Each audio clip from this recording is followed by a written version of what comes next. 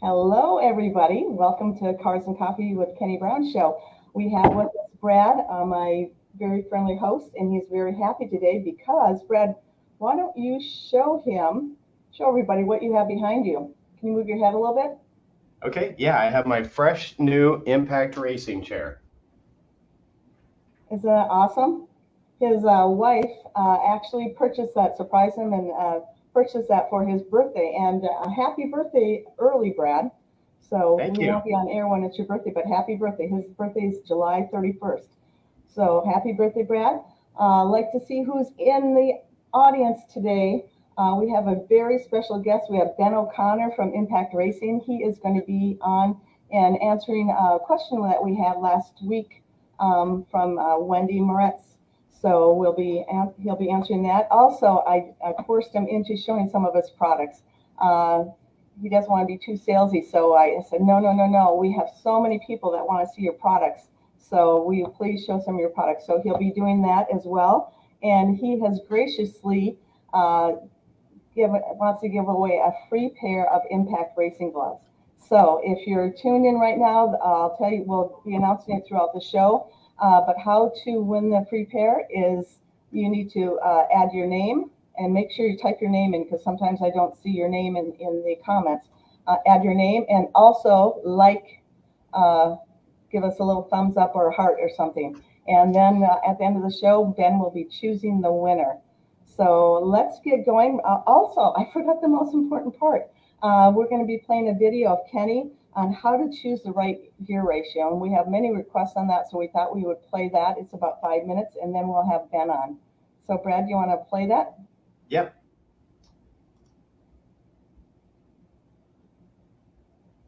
All right, here we go.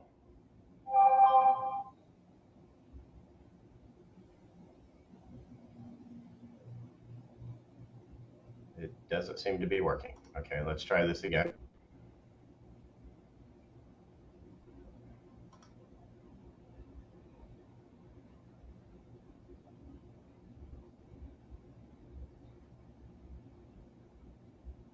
Okay, well, I'm going to overtalk Brad while he's getting that prepared. As you know, if you've been with us for a while, we typically have some kind of some track days, and he's taking a 95 Mustang from a live axle to an IRS, which is going to be a really cool car, and he's got a monster motor in it. Anyway, here's this question. Let's see, for my Mustang, I don't want to mess with swapping gears between tracks, track to street, street to track, street to autocross, etc. Car is 95 with KV IRS, a 428 Windsor Tremec, a TKO 600, 400 horsepower, 500 pounds of torque. What's the best gear choice? I've been running a 410 for 13 plus years and running this car, and it's fantastic on the street and autocross, but never had it on open track. And that is the plan for next year. So should I stay with a 410 or run the 355 that came with the IRS center section, or go in the middle of 373? Well, here's the thing. My recommendation is, before you overthink this, you have to drive it on track with a 410 and see how it works. Now, I can tell you that when we do gearing for race cars, with them we've got like for David's car out west, it's got a Ford 9-inch in it, and it's really easy to change gears. I mean, you just pull the axles out, take all the bolts off, pull the entire assembly out, drop a new one in, and it takes about half hour, 45 minutes to do a gear change. But what we're always looking for in racing is in fourth gear, which is the 1-to-1 ratio. In fourth gear, we're always looking for it to be just a tickle under the red line on the longest straightaway. Okay, we'll gear through the rear end ratio, so it's just tickling the red line in fourth gear on the longest straightaway. And that way, if somebody gets a really good run off of, the previous corner, and they get to a red line, they still have a ways to go. Fifth gear is like 0.8, so it's not that much of a drop. So you maintain momentum. So that's kind of how we gear it. I need to pull up something here. I did a chart for David's AIX car. You can actually go online and find these formulas, but this is for what I'm looking at is the top speed in fourth gear on a Windsor motor, the 6,900 RPM. Now this is a 490, so the number is a little bit different than 8.8. So fourth gear with the 389 is 139, 411 is 132, 429 is 127, and in fifth gear you can see you got a pretty big jump in speed, but you also lose a little bit of mechanical advantage when you go the 8.8. Now, the Windsor with a 6,500 RPM, it's kind of everything just drops down a little bit. So for the 389, it's 132 in fourth. 411 is 125, and then if we're looking at a Coyote in fourth gear, because our track was we could rev to 7,900, is like 160 in fourth gear with the 389, 152 with the 410, 145 with the 429. So this is kind of how we figured it, and then we picked, I can't remember which one we picked, but he was estimating what his top speed would be in the tracks he runs in fourth gear, and we picked the rear end ratio based off of that. Now, I mean, it's pretty simple. You go online and there's formulas. You just plug in, the RPM, the tire diameter, gear ratios, and it'll just spit out some numbers. So that's how we kind of do it with race cars. Now, as far as getting back to Ben's, I think you need to start with the 410 and see where you are. If you're on long straightaways, because the Windsor's going to not have as much of a rev limit. I had no idea what the rev limit is. I'm going to say 6,500. If you have to shift from fourth to fifth, he's got a TKO, so hopefully he's got a 0.8 fifth gear. So you have to shift if the long straightaway, you have to shift from fourth to fifth.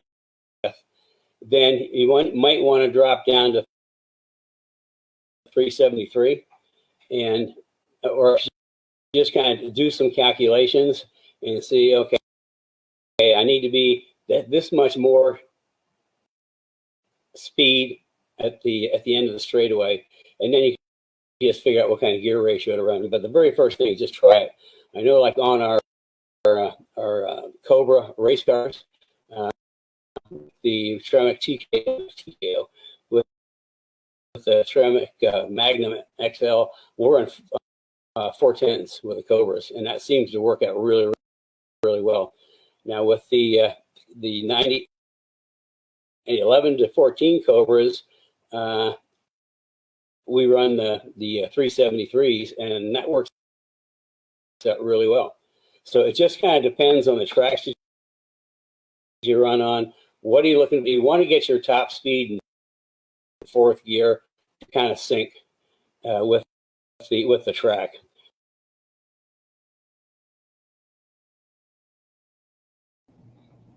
Well, hello. What did you think of that? It's always fun getting some of Kenny's knowledge, and I thoroughly enjoy listening to him. Kind of sad sometimes, but it's actually kind of heartwarming too. And he always has so much to share. I want to say a hi to a few people here. Jay Meyer from Buffalo, New York. Fred Frencher, Louisville. We just saw you this past week, Fred.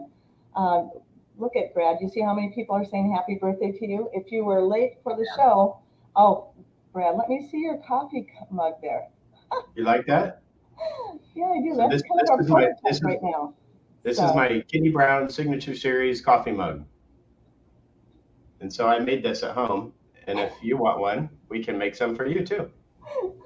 So anyway, that's our next project we're working on. This is a new product sneak peek. And see, it even has the logo on there. I don't know if you can see it now. Yeah, it's got the signature on the other side as well. So how cool is that? That is really awesome.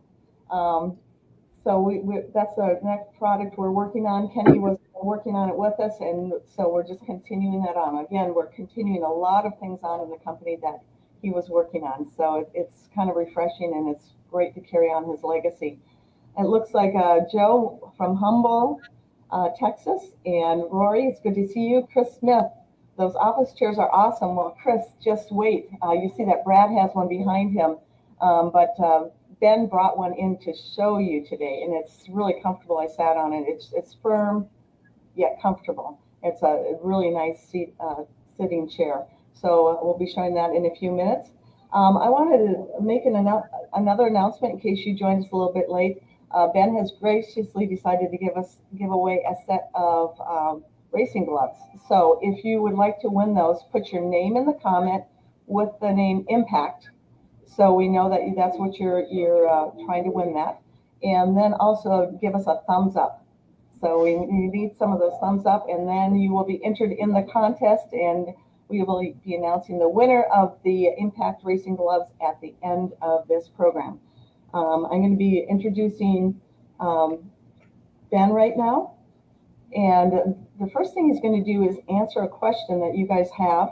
Then I'll have you step in with me. How's that sound?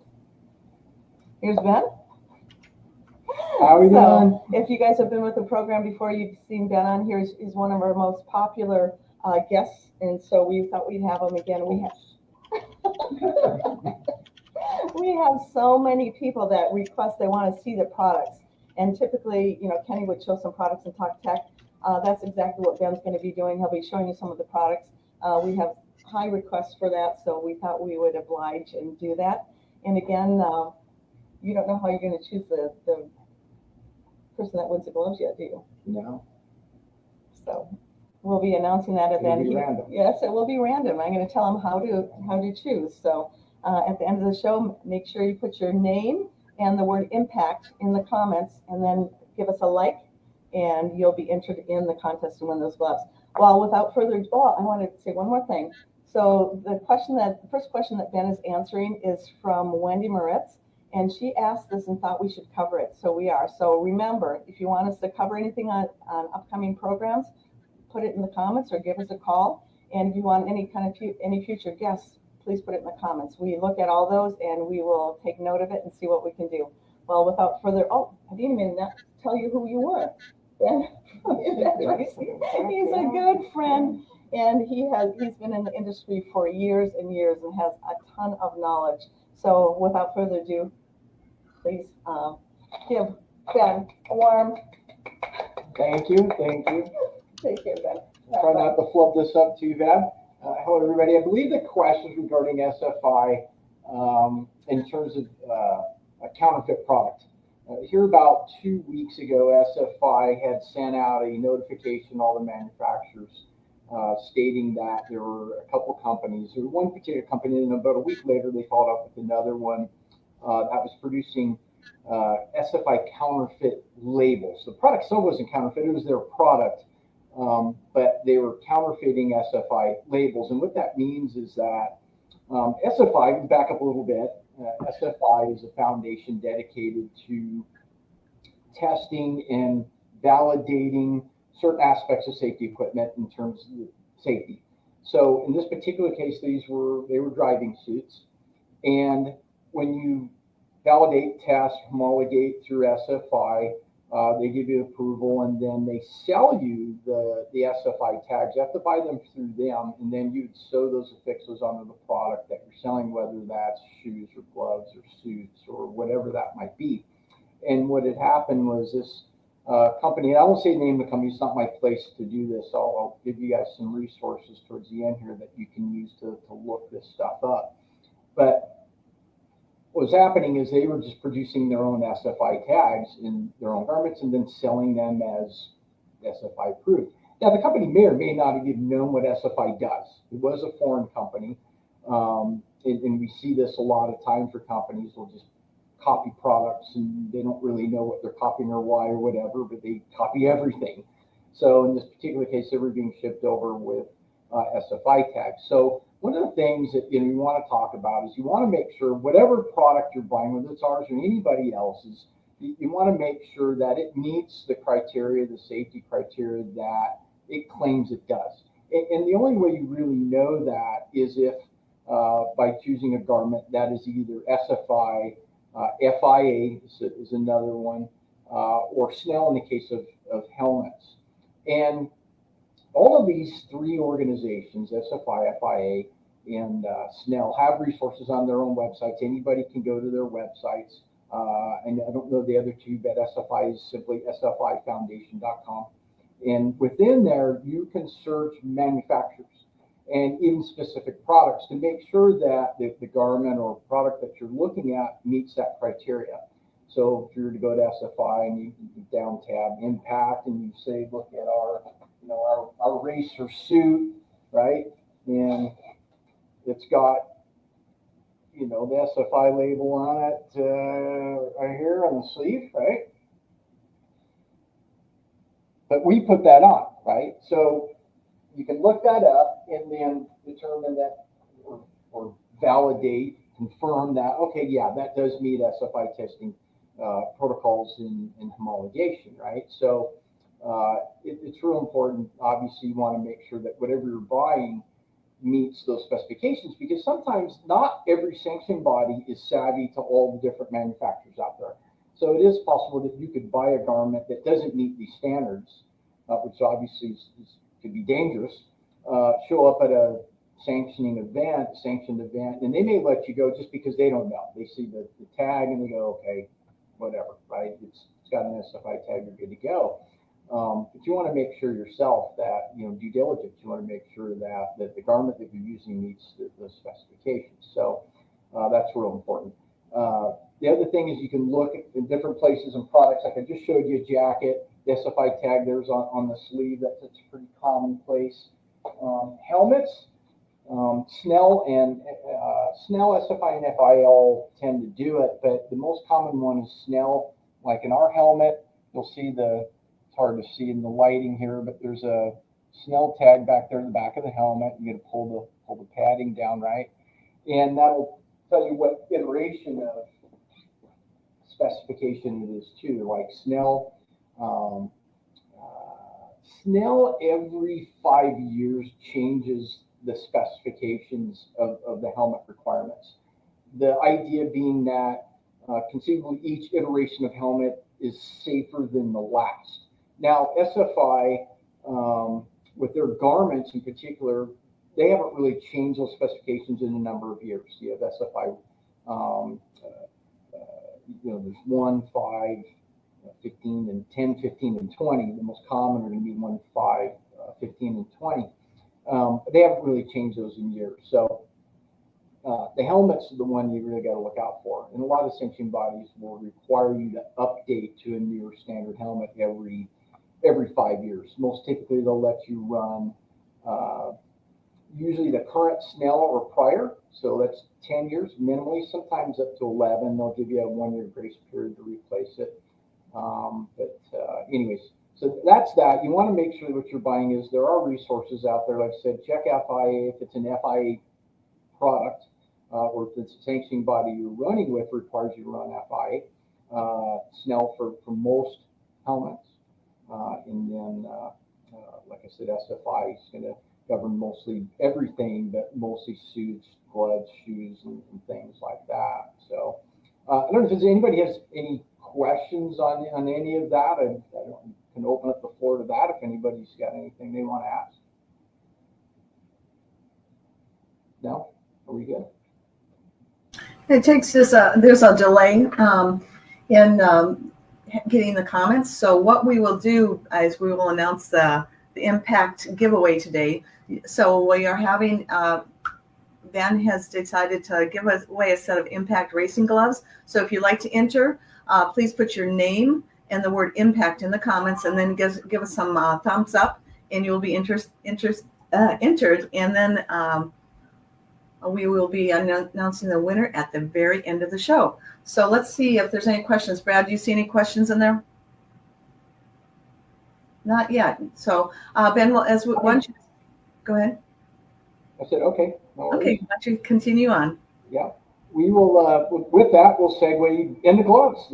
Let's talk about gloves. So we manufacture 3 different types of gloves, and I'll break it down here. I'll just show these real quick. This is our G6 glove. It's the one we'll be giving away. We've got our Axis glove and then our Alpha glove. So the G6 glove, this is rated a 3285 again rating, so that you can use this in most form of motorsports. All of these are rated 5 gloves, and again they have SFI 15 and 20s, but those are typically used on drag racing, top alcohol, top fuel. All the stuff that we'll be talking about today is going to be more oriented toward road racing or lower class drag racing or off-road, things like that. So it's an SFI glove. It is an internal stitch glove, which means it's sewn on the inside, right? They sew it inside out, then they turn it, flip it out, and they're done. That's a pretty traditional way of making gloves. Almost all the gloves that we see in our everyday life are manufactured that way. It has leather embossed palms and fingers, thin, so you still have some good tactile feel, but the leather really helps assist a little bit of grip, but also increases the wear rating of the glove as well. So that's the glove that we're going to be giving away today. So one lucky viewer there. The next glove is going to be our Axis glove. So as we step it up, what we talk about are things in terms of ergonomics and comfort, and then increased tactile feel. So the Axis glove is externally stitched, so you can see the stitching, on the outside of the glove. And don't really know the origins of that. They've been around a number of years now, but I suspect. I'm going to interrupt you because it's really hard to see your gloves here because of our lighting. Do you want to step over here and I'll pass you product? Oh, yeah, okay. How's all that right. sound? Yeah, that sounds good. We're being impromptu here, so we have better lighting over here. We're having a little bit of difficulty with our set because it's so dark, so it keeps everything else dark. So anyway, we're putting the camera on, and then we'll continue on. All right, good. All right, so again, you have the leather embossed palms and fingers there for increased wear resistance.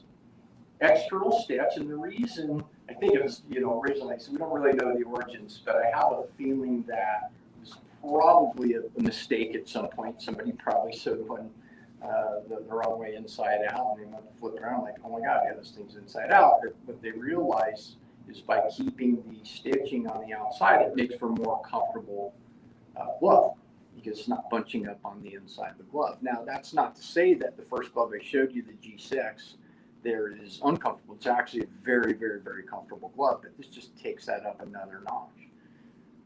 So then from there, we go to our Alpha glove, and this is our top of the line glove. Okay, again, external stitch. It has silicone embossed fingertips, again for increased grip, and very light tactile feel, so that the driver vehicle interface is greatly enhanced with the glove like this, right?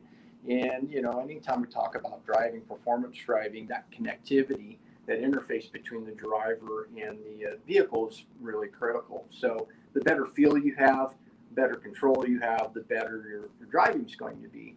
But the other difference between this glove is that it's pre-curved, meaning that before they sew it, it's patterned in such a way that it naturally wants to curl up, and that helps reduce the bunching up on the inside of the fingers. So again, all helps increase that. These are available in 3 different colors: black, white, and then of course neon yellow. Neon yellow is somewhat of a trend in style. We're seeing that, but it also has some safety benefits to it as well for signaling.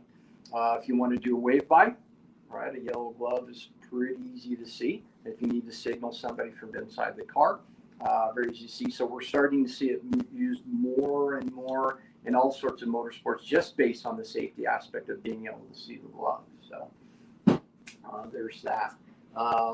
Talk about a roller bag real quick, since we're here. As the name, as I just said, roller bag. It's got a set of wheels there, telescoping handle. This thing just has a ton of space in it.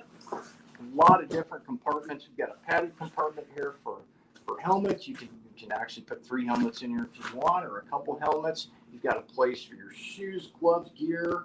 There, you've got a separate compartment up here on top that you can move this divider around. Right, so you can different things. Put maybe your suit up here, or your street clothes if you need a place to store those while you're on track. You've got some banded mesh deal here, maybe for your after track sock use there. And you want to air them out a little bit to still have somewhere to put it. Pocket for your maybe your wallet or something like that.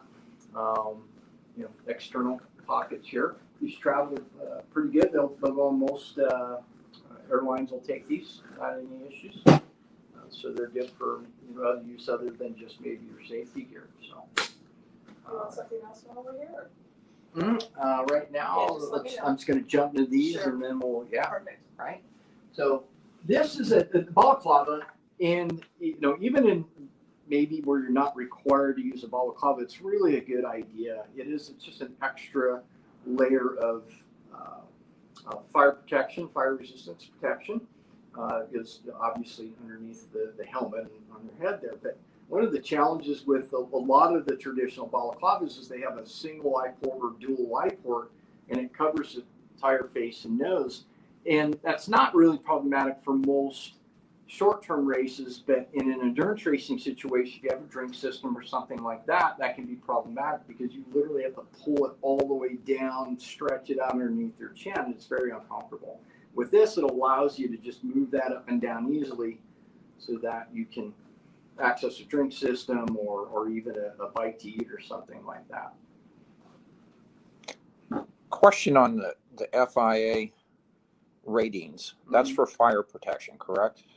Yeah, they cover helmets and also fire ratings as well. And that's what's important as far as the protection on the baklava and the suits and all this. Yeah, correct. Yeah, and they've also had different standards, just like SFI does as well. So, and again, great resource. You can go to their website and you can find all that stuff on there. It's just a wealth of information. SFI, I've spent a lot of time on the SFI website because 95% of the products we do are SFI homologated. We don't do a lot of FIA homologation. We have a couple products, but most of our stuff is SFI. But there's a wealth of information on there beyond just if you want to know if a manufacturer's product meets a specification or whatever. There's a ton of stuff on there for tracks, safety crews, obviously drivers. Just a lot of really, really good information. So if you ever want to get schooled up on automotive safety or motorsport safety, it's a great resource. Not that this is a safety related product, but as Cari mentioned earlier with Brad, our new office gaming chair there that we just introduced here this month, and fully featured gaming and office chair. A little bit different. You'll find your typical gaming and office chairs on the market there. The foam is a little bit stiffer, but yet compliant and offers good support. I don't know about the rest of you, but I've always noticed when you buy an office chair, just run-of-the-mill office chair, or any of those for that matter, you tend to be sitting. It's like sitting on a board. The foam is really thin. It's really mushy. I mean, as soon as you sit down, you blow right through it. These, because they're based on the same technology and actually some of the same components as an actual driving seat, right? You don't have that. There's no wood bottom to this seat. It's got a bit of a suspension on it, and you can see it's a good pivot there, right? It's really cool. Got a good amount of recline. It doesn't recline as much as an automotive seat No, but because it you're going feels to like tip over backwards, feels but more you've like- got quite a bit of range there. Yeah, it feels like an automotive seat versus an office chair. Yeah, and it also has the adjustable lumbar, Okay. which is again Where's really that nice. button? It's up a little bit higher right here. Yeah, Oh, that's nice. yeah. Does that And help? then the That's really nice. and then the armrests are completely adjustable. You can move up and down and also forward and back, so you get the position just right where you want it. But and like I said, and a little bit of a lumbar support there for those wild excursions in the office there, maybe those hallway office made drag races. There. Got a little extra support there, right? That would be awesome. What I like about this red one, you have black and Yeah, we did black with a little bit of white trim, but mostly black, and then the black in here, the red trim. What I really liked about this is the price point. It's Yeah, $350, which, for a high-end office chair is Yeah. pretty competitive Well, as far as I've been that looking at goes. higher office chairs, and this is, I like this better. Yeah, Of course, it looks easy too. right. Right, for sure. We can talk about shoes. Shoes. Something right Nice. here, and there's two more here. All right. So same kind of concept, good, better, best, or different features, I guess is probably a better way to put it, because this shoe is actually our least expensive shoe, but it's also our most popular, and for good reason. This is the Axis shoe. Again, these all meet the SFI 5 requirement there. Right, you've got a Velcro latch there, high top for good protection and support. Wrap around sole, like a lot of and we'll get into this a little bit, the different types of soles. Still thin enough so you've got that good tactile feel, you've got good support for heel toe if you're doing that. But this shoe really, because of the tread and the way that the sole's designed, is a really good combination, driving and pit use, right? A lot of the really pure driving shoes are not very comfortable to walk around in. And especially, in most of the pits that you'll find at most racetracks aren't paved. A lot of times you may be in the gravel or grass and rocks and things like that. So some of those shoes can be pretty uncomfortable. This is a great shoe for that. The drivers working on their own vehicle, maybe they don't have time in between, rounds to go completely change and do what they need to do and then get back in the car for the next session and put the shoes back on. That's a great shoe. You can walk around in it all day, be comfortable, and then have that protection you need when you're on track, and also have a good heel toe. Super, super popular in off-road because it's rugged enough where they can hike out if they need to. So from there, we're looking at the Alpha shoe. Now, the Alpha shoe, it's a lighter shoe. It's a little thinner and just lighter overall. But again, you look at the sole here, it's pretty thin. All right, so you're not going to get a lot of support that way and side support things. So I said off track, you're gonna feel more of that stuff, but it's still thicker than a lot of, say, pure driving shoe, which we'll get to next. But that's just a good lightweight shoe, mid height. Again, good flexibility, good heel toe capability with that one. The Phenom shoe is our top of the line shoe. So you've got a pulse chaff skin finish, so it doesn't to maybe help keep it from getting dirty and whatever, maybe mud or something like that. Again, if you're walking around in the pits or whatever. But again, really thin sole. The sole really was designed purely as a pure driving shoe. That's not to say you can't wear the pits, but it's not really designed for that. It really was designed to be more of just an absolute driving shoe. Very lightweight, perforation for good breathing, excellent support. A little bit stiffer. It's not going to move around as much that way. Again, to really assist that heel toe. Velcro latch with the laces there to adjust it, and we make that shoe in there's a black and then a white version. This is a new shoe for us this year. Actually, a redesign. We completely redesigned that shoe. Pretty snazzy looking shoe there. far as that goes. From there, we can talk about, let's grab that jacket real quick. Let's talk real quick about that. A lot of, when running open track, there's a lot of sanctioning bodies or open track coordinators and whatnot may not require you to wear FR protection, fire rated protection. But it's always a good idea, obviously. The flames aren't any cooler in a gas powered Mustang than they are in an Indy car. Fire's fire, right? And I know I'm going to get some comments and feedback about that little PTUs with alcohol versus pit. You get what I'm saying? It's hot, and any of them can cause severe injury. So it's always a good idea to wear some fire protection anytime you're on track. I think anytime you're in a track environment, you should be wearing a helmet. You should be wearing some sort of fire protection. And one of the things that people will do if it's not required, well, I strongly suggest you wear pants and jacket, is maybe to minimally wear just a jacket, or wear a pant and jacket, and then when you get out of the car, you can take the jacket off, leave the pants on while you're in pit doing what you need to do, and then next session you can throw the jacket back on. That way you're not stuck in the suit all day long. Now check your sanction bodies. If you're competing, they may not allow a two-piece suit. Most of them don't. I don't believe in road racing, but for open track, that's open track days and things like that. That's a great option for you. This is our racer jacket here.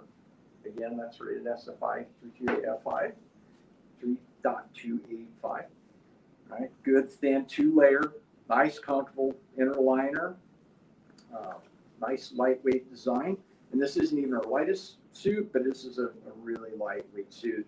The textile industry has really advanced a lot in the last 10 years. You're going to find that the suit that you would buy today is considerably less or considerably lighter than what you would have bought even 10 years ago. It's pretty amazing that way, and still meeting the same requirements in terms of FR ratings. So they're helmets, I think, right? Yep.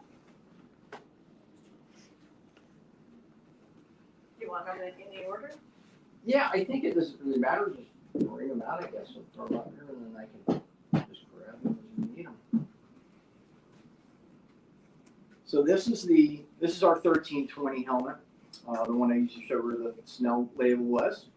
This is a fiberglass helmet, so it's kind of, I guess, for lack of a better term, an entry-level helmet, although it's fully featured in terms of shield mechanisms, the interior. This is the same. We use the same interior, same fabric, very soft, plush, supple helmet interior on all of our helmets, regardless of its, the $499, $399, sorry, fiberglass 1320 helmet here, or our carbon fiber helmets. So you always get that same benefit of having that really soft, comfortable interior. So they are really, really comfortable helmets to wear. This is an air version. We offer this helmet air and non-air. All the helmets I'm going to show today, we offer them both ways. Something not typically used for track days, but is used in road racing and certainly other forms of motorsports and off-road and things like that is forced air. There are a ton of options available now in terms of forced air pumps and things like that. We don't do one ourselves, but there are several companies that do. I got to tell you, once you've done it, once you've ran a helmet with forced air, especially in the summertime when it's hot, you'll ask yourself why you never did it. It's really a great experience. It helps keep the shield from fogging, keeps any dust that might get in there out, but it really helps cool the driver as well. Air on our helmets comes in the top, channeled through the inside of the helmet, and that's a patent. We own the patent on that. Directs the air internally through these channels right here above the shield. So that really helps with the breathability and again keeping your face cool and things like that. The kind of step up from that's going to be this is the Vapor. Again, this fiberglass helmet, we actually made fiberglass helmet in this is the 1320, the Champ ET, sorry, and then the Charger. These will all be fiberglass helmets that we manufacture. Going up further, we get into a carbon Kevlar. So as the name would imply, it's got some carbon and Kevlar matting elements to it. It's actually got some other stuff in there. It's a true composite helmet. It has several different materials, but primarily carbon and Kevlar. And that's done to keep the weight down So you can make a little bit thinner shell, maintain that strength structure that you need. Same plush interior. And then we offer this, again, just like this one, a couple different eye ports. We have a tall eye port in the Draft series, and then the Vapor series have a narrow eye port. The ET, or the Champ ET, and the Champ, which I didn't bring here, also has a nose bridge type. I think a lot of people are familiar with, kind of a Darth Vader looking helmet, really common in drag racing. The design really helps you focus on the lights of Christmas tree. But most of these other ones, they all have really good peripheral vision. Obviously, that's important. Any type of driving you might be doing, you kind of want to know what's going on next to you. That's super important. And then it's really just a personal preference, whether you want a lot of visual or a little bit less. Some people, if you're a little bit claustrophobic, going to a helmet with a larger shield can really help with that quite a bit. One other helmet I want to show before we finish here. This is an SA 2015 helmet. So this is actually a helmet that we've discontinued. But I wanted to show it and let everybody know that we have these on clearance. This is actually a really nice, good lightweight helmet. This is also a carbon Kevlar helmet. Got a center detent design there. Again, it's not quite the same interior as we do in the other helmets. We don't be straight up honest. We don't manufacture this helmet in-house. All these other helmets, with the exception of this one, and there's two others. We do a over-the-wall crew helmet that we don't manufacture, and then we do a recreational play car helmet that we don't build in-house. But all the rest of them we manufacture right here in Indianapolis, Indiana. And even the supplies and components and a lot of things we get are U.S. based, and in many cases even Indiana based. So we really are truly a U.S. manufacturer when it comes to helmets and most of the stuff that we do, really. But what's neat about this helmet, it's a good helmet.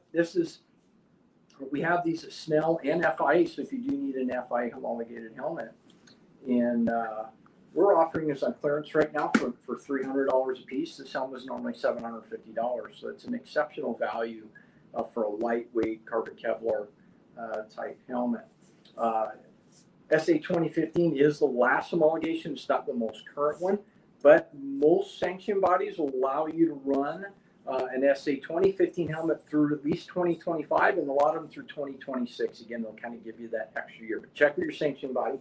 But for track days, you may not even need any particular homologation. It's a good, lightweight, safe helmet that you could use for those applications. So I'll tell you right now, we're out of large. I just checked before you came here. There were a couple left in stock, but I know they're spoken for. But these helmets run a little on the large side. We do have a medium large that is a smaller shell as well. We've got plenty of those. So if you normally would wear a large helmet, I would suggest just going with one of those unless you barely fit in a large. But if you're, large is a little bit on the loose side to you, to middle range, that medium large would work really, really well. We have plenty of extra large, double extra large, small, mediums left in stock as well. So again, that's an exceptional value for a carbon Kevlar helmet. I think that's it for the stuff I got. Well, I'm going to interrupt you. So I'm going to throw you for a loop here, too. Our cameraman today has been Rich Cottrell. And Rich, why don't you sit in that chair? I want to say a little something. So, Ben, we're really excited about this chair. And Rich was mentioning that he needed a new chair. And what did you tell him, Ben? So, I told Rich that if he sold 10 of these, then I would give him one. So the number one reason you should buy these chairs is so Rich gets a new chair. So forget everything else he said, so Rich gets a new chair. Spin around, Rich. Let's see the back of it. Kind of show the whole product up. It's almost like a home shopping network. That's right. Oh, that's good. And you're So great for office races. yeah, they were. Exactly. They scoot. Yeah. And they.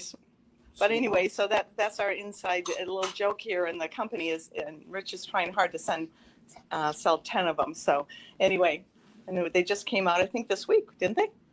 Yeah. Okay. Yeah, we just started shipping Okay. them. Last week, I think. So yeah. That's cool. Yeah, great. So is this the glove that? Was this the one? Yeah, this is That you're it. giving away? Six. So again, this is the glove that Ben is going to, some lucky winner is going to win this glove. So, and in order, I'll announce it again, what you need to do is put in the comments your name and the word impact, and then also add a little thumbs up on the page. And you will be entered, and he will be picking the lucky winner here right after the Q&A. So if you have any questions for Ben, please put them in the comments. And Brad, are you going to be reading some of the questions there? Yeah, I'll be happy to read the questions. And I had a couple of questions on my own too, so.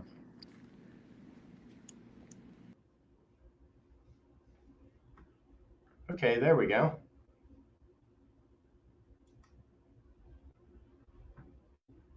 You're muted, Cari. Okay, there we go. So Brad, you have a few questions first? Yeah, so I do. Let me scroll back up a minute and I'll hit the questions from the viewers. And we had a couple of good ones, so let me just find them. Bear with me here a second. Yeah, there were some really good questions here. So Okay, so we had a Facebook user, so I can't see their name, but the question was, for the 3 gloves reviewed, is there a difference in fire protection rating, or are they all the same? Yeah, the 3 gloves that we're talking about today are all the same. It's to a 5 standard through SFI. They do make higher rated gloves, but typically you would only use those again for alcohol, drag racing, or top fuel. They have an SFI 15 and a 20. We don't do a 15, we do a 20 glove that's available. Okay, and then so the next question is from Chris Smith, and this is a great question.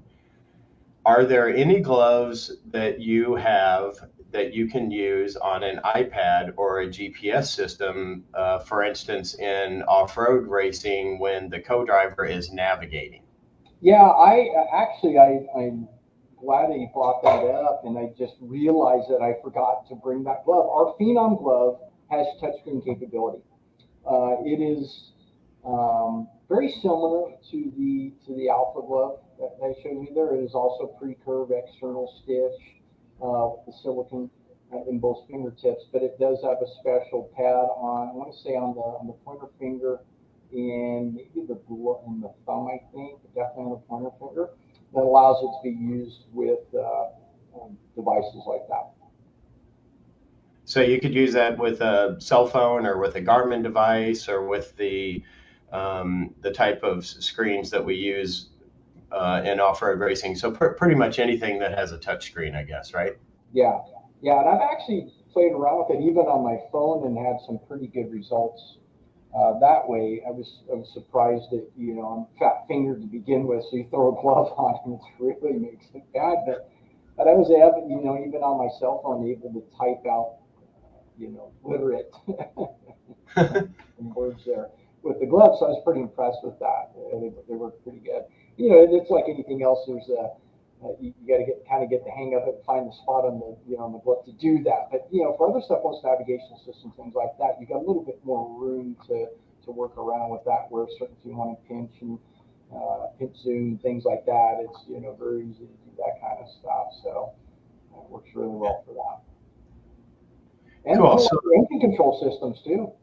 There's a lot of the, I think Motec and some of the other ones also have on-screen capability now, where we've got guys, even in drag racing, maybe they'll do some changes before a pass. Maybe they're working on an index run or something like that, and when they dial something in, they can do that. So. Okay, cool. So Dylan, who's one of our Speed Therapy Academy alumni members, he asked, what are the main differences from the original Phenom shoe and the new 2.0 Phenom? The redesign really is more styling. Yeah, the shoes are the same as far as that goes, in terms of features and construction. There was really no change there. We made a little bit of improvement on the very bottom sole retraction part of the sole. We changed that a tiny bit, but nothing that's in terms of visuals. We had some delamination where the logo was kind of in extreme use situations that we addressed. And that's actually is even addressed in the older shoe before this one came out. But we want to make sure that we revise that, make sure everything's good as far as that goes. But yeah, it's mostly just a design change. Okay, so next we have Walter. I'm going to interrupt you, Brad. So again, this is your last call to enter the contest to win the free pair of Impact Racing gloves. So put your name in the comment and a little like, thumbs up, and put the word impact in the comment. So your name, the word impact, and give us a thumbs up. And you'll be entered. We're going to be calling that winner shortly. Okay, so the next question is from Joe Johnson, who's another alumni member. His question is, does Impact Racing, do your helmets, all of your helmets come with anchors for a head and neck restraint, or a Hans device, or the Stand 21 Club 3 device? Yeah, any helmet, any SA 2015 or 8859 2015 and an FIA manufactured starting in 2015, mandatory has to have the anchor points built into the helmet, the threaded insert. Right now, so ours doesn't come with the FIA mandates that it has to actually be a Hans post, which really stinks for running something other than Hans. But Snell only dictates that it has to have this threaded insert, right? So, and it's common between all the manufacturers. They standardize that as well. It's an M6 thread pit. So whatever device you buy on the market will be compatible with any of the SA 2015, SA 2020 helmets. They screw right on. Even if you had an older helmet, you want to switch it over, you just unscrew the hardware and screw it on the new helmet, and you're good to go. Okay, perfect. So Bill Haney has a question. Do fire suits have an expiration date? So that's an excellent question. It depends on the series and the type of suit. So SFI, through working, I guess, with NHRA, has mandated that every 5 years, their SFI through to a 15 and 20 suits need to be inspected by the manufacturers and can be eligible for recertification. Now, not every manufacturer offers that service. We do, but in majority of them do, but not all of them. Where you'd send it back to manufacturer, you just inspect it, make sure everything's good, and affix new labels to it, and then you're good for another 5 years. And of course, there are restrictions and limitations to that. But anyways, it's basically how it works. On the SFI 5s, and I'm not sure about 10s. Nobody makes a 10 suit. And nobody even requires it that I'm aware of. It's a spec that SFI has listed, but I don't know of anybody that's ever required it or used it. But anyways, any of the SFI 5s, which is 90% of the suits you're going to run into out there, and 90% of the sanctioning bodies out there are going to require, like I said, the only time you ever see a requirement on 15s or 20s is usually NHRA or IHRA, some NMCA, some of these other drag racing. But in drag racing, when you're running, alcohol power adders or nitromethane, right? Almost everywhere else, they require an SFI 5.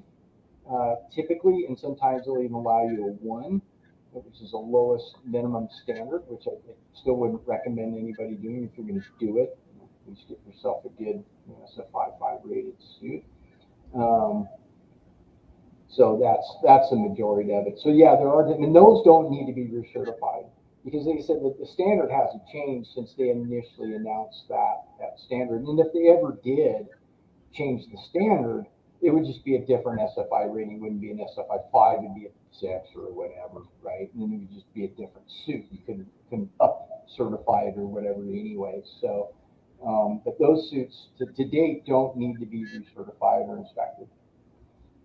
So I'm going to bump in here. It's time to announce the winner. All right. And the way you're going to do it is 26 people followed the instructions and added their comments and liked it.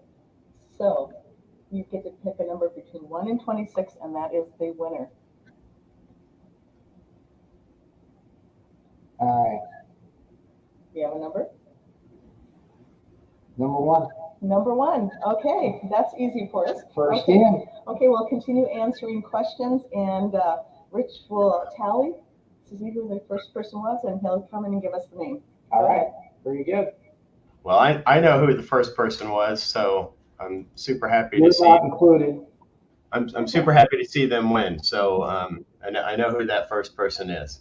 So we do have another question that's a great question. Let me put you back on in your solo layout.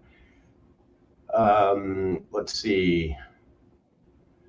This is from a Facebook user, so I can't see their name, but this is a great question, and I'll add to it. What do you recommend for cleaning gloves and fire suits? And so I know that there's a chemical that you can use to wash your racing apparel that works really well, and the name of the product escapes me, but I've used it before, and it'll clean up a driving suit or a pair of gloves pretty easy. So do you know anything about that? I don't remember the name of it either. I know exactly what you're talking about. It's super expensive, but you get a lot of washes out of it.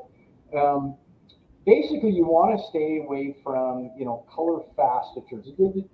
Detergent you can wash it in your washing machine, cold, gentle cycle. Try to stay away. Like I said, stay away from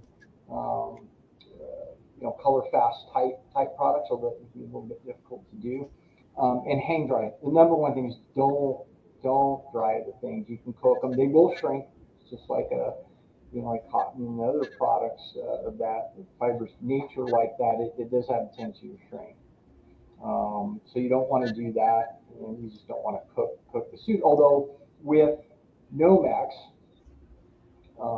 which all but our paddock suits are what they call Proban or cotton treated fabric. That's a very entry level suit there that we don't really recommend for driving because of the comfort aspect of it. It's a great crew suit, but all our other suits are true Nomex. So it's not like you can wash out the protective properties of Nomex. That's the good thing about it. But you do, they are susceptible to shrinkage. So you got to be careful with that. So we don't recommend it, particularly if you have a custom suit with certain types of graphics, heat transfers and things like that would really be affected by the drying cycle. But really just gentle wash, and you can do that. A wool wipe works really good. That's still a good standard. You can want to hand wash them in the sink, and wool wipe, hang dry them. That's a really good way to go. We wash suits all the time when they come in for alterations and things like that, and that's how we do it. We just wash them in a washing machine, cold cycle, and laundry detergent, and then hang them to dry. Okay, so that's information. The name of the product that I've used in the past for gloves and for driving suits is called Molecule.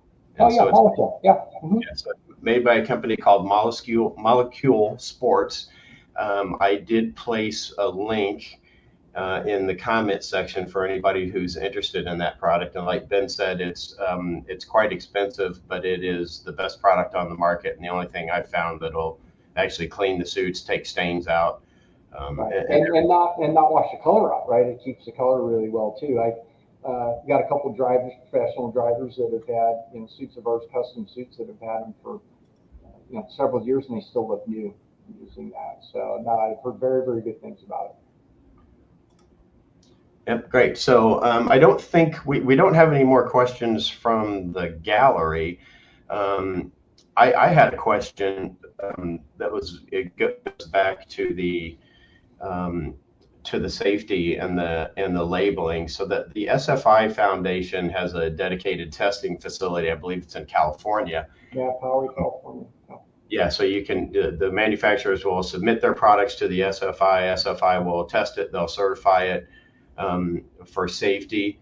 But how does the FIA, because the FIA is another, I guess they have their own safety labels. How do they test their products? Do they have their own facility, or do they use somebody? I don't know if they have their own facility or not, but I do know that it's typically done through a third party.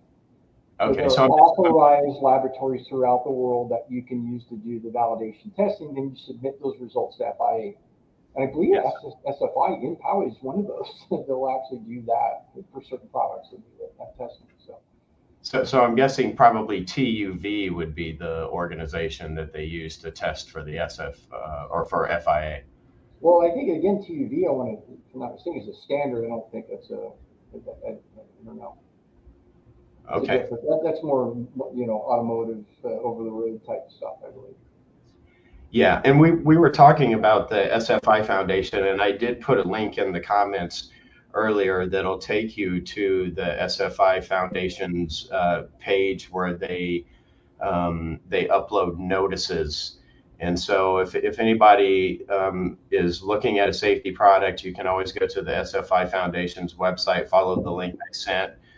There'll be a notice in there if a product has been tested and failed or is a counterfeit or has a fake label. I don't know about the FIA. And in terms of labels, it seems like it's pretty difficult to distinguish between a real label and a fake label, because from an appearance standpoint, they look the same, but dimensionally speaking, I know they have a rule for the size of the label that's used on various different products. And so maybe that's a way you can also check. Yeah, somewhat. And, I think that in the case of examples that they brought to our attention, I couldn't tell because I didn't have it in front of the actual product, but it almost looked like they embroidered it onto the garment, which, so everybody should know, the SFI is a patch.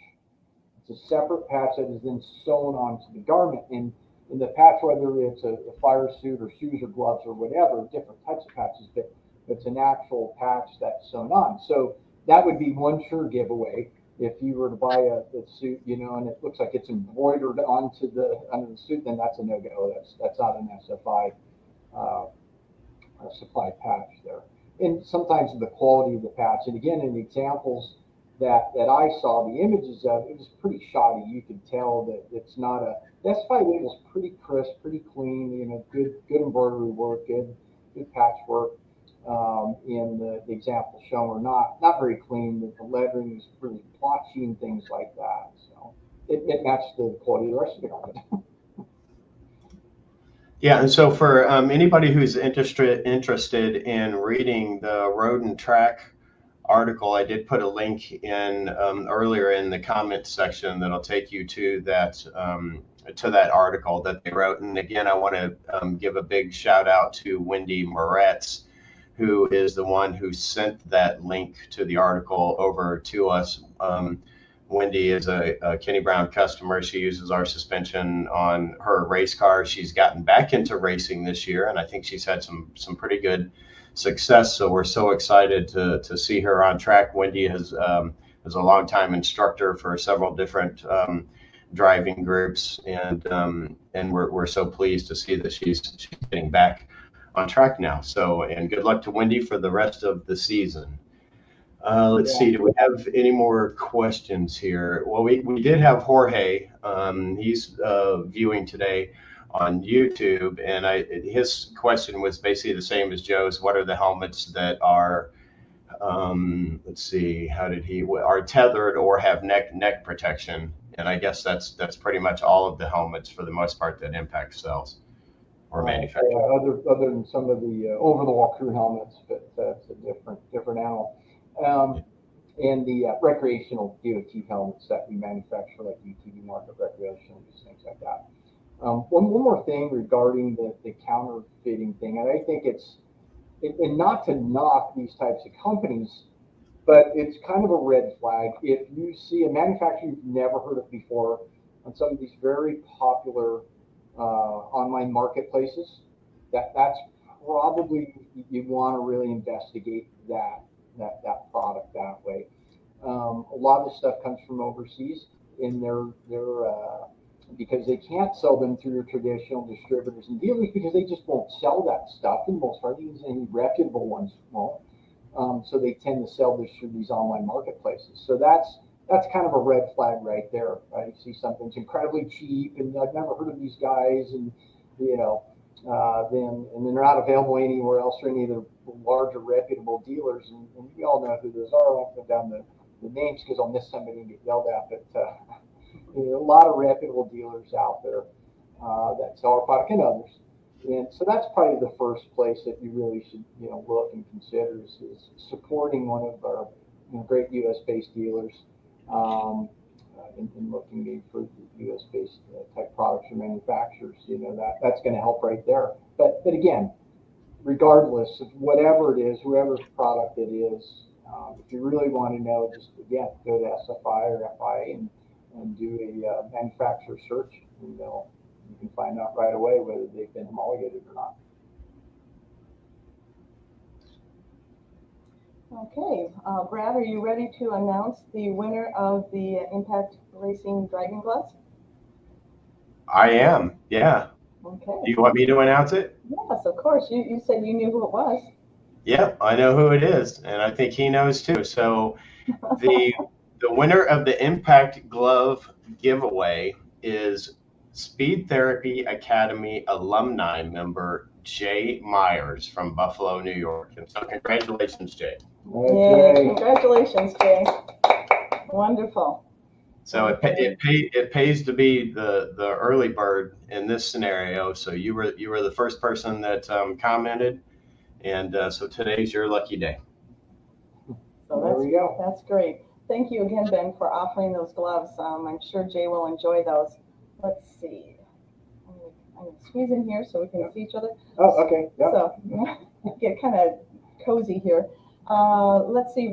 So this is the end of our show. We really appreciate you, Ben, being on again. Everybody always enjoys you so much. Like I said, we get requests for you all the time. So thank you for showing all the products. I appreciate that. The other thing I wanted to announce is, Brad, do you have a verification on who's going to be here in 2 weeks live? Steve Turner? I do not yet. Steve is at an NMRA race this weekend, so he has verbally committed. I saw him last weekend in Daytona Beach for the Mustang show that they had here. And so he's interested. I think that he's going to be our special guest in 2 weeks, which will be August something or other. Stay tuned for that. Next weekend, we will be doing a replay of Cars and Coffee with Kenny episode 6. There's some great information in there about learning a new racetrack for the first time and things like that. So we look forward to that encore replay. And then the following week, we hope to have Steve Turner, who's a freelance editor now. He's been in the publishing industry for 20 plus years. Knows Kenny really well. They did a lot of track days together. And he's a wealth of knowledge. So we look forward to that. If plans change, then I will be sure to let you know. And you've probably read many of the articles and seen much of the photography that he's taken over the years. So that will be a good one. And the next live show is the first weekend in August. So join us then. Obviously, watch Kenny next weekend too. The one thing I wanted to mention on a personal note, many of you that have been with the program for quite a while know that Kenny is a huge Scotch connoisseur. In fact, he has, I think, close to 100 bottles of single malt Scotch, if not more. Yeah, I should show you that. And this Wednesday is International Scotch Day. So he always loves to celebrate that. So if you think about it, have a wee dram and a toast to him this coming Wednesday for National Scotch Day. Great program, and we look forward to seeing you again. Take care. Thanks. Bye. Bye-bye.